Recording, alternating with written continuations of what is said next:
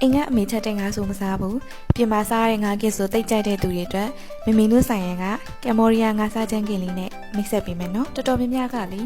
ငါစားချမ်းကင်ဆိုရင်ငယ်မယ်လို့ထင်ကြတာတကယ်တော့မငယ်ဘူးနော်ငါကိုအကြီးကိုမခွာဘဲနဲ့အမွှေးကြိုင်နေထည့်ပြီးတော့စားချင်းထူထူအုပ်မီးနေခဲ့ပါတယ်စားအုပ်ထားတဲ့အတွက်ငါရဲ့အထက်ကအချိုရည်တွေကအပြင်ကိုထွက်မသွားဘဲနဲ့အသားထဲမှာပဲပြန်စိတ်ဝင်သွားပြီးတော့အသားရတာကပိုနူးညံ့ပြီးတော့ပိုချိုပါတယ်စားအုပ်ပြီးတော့အကြီးကိုမခွာဘဲနဲ့กินထားတာရဲ့ထူးခြားချက်ကဆိုရင်အတွင်းသားမှာသွားပြီးတော့တူးသွားတာမျိုးမရှိပါဘူးတဘာဝအချိုရတာတိုင်းဖြစ်နေတဲ့နူးညံ့တဲ့ငါအသားလွှာလေးတွေကိုဆိုင်ရန်ကပေးထားတဲ့နက်နက်စော်လေးနဲ့တွဲပြီးစားကြည့်လိုက်ရင်တကယ်ကိုလိုက်ဖက်နေရောပဲအကင်ရဲ့အသက်ကတော့လေသူနဲ့တွဲစားရတဲ့အချင်းကြီးလို့ပြောရမယ်ငါးကင်ဘလောက်ပဲကောင်းကောင်းအချင်းရင်မကောင်းရင်လုံးဝကိုစားမကောင်းတာနော်ငါးကင်ကိုတဘာဝအချိုရတက်မပြတ်ဖင်းနဲ့ချင်းကောင်းကောင်းလေးနဲ့စားချင်တယ်ဆိုရင်တော့မမေတို့ဆိုင်ရန်ကကမ်ဘောဒီးယားငါးစားချမ်းကင်လေးကိုစားကြည့်ပါနော်